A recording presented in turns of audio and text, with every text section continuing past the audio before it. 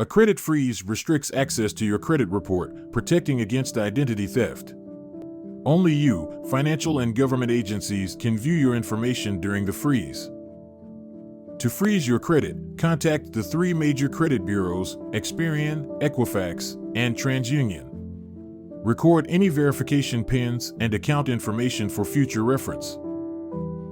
To lift the freeze, use the same method you used to initiate it.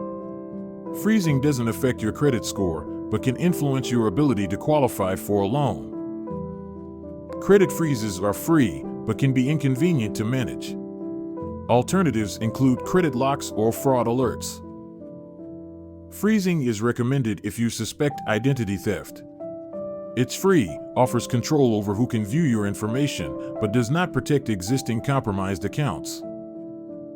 If you want to improve the quality of your life by increasing your credit scores, visit www.credithhealing.org.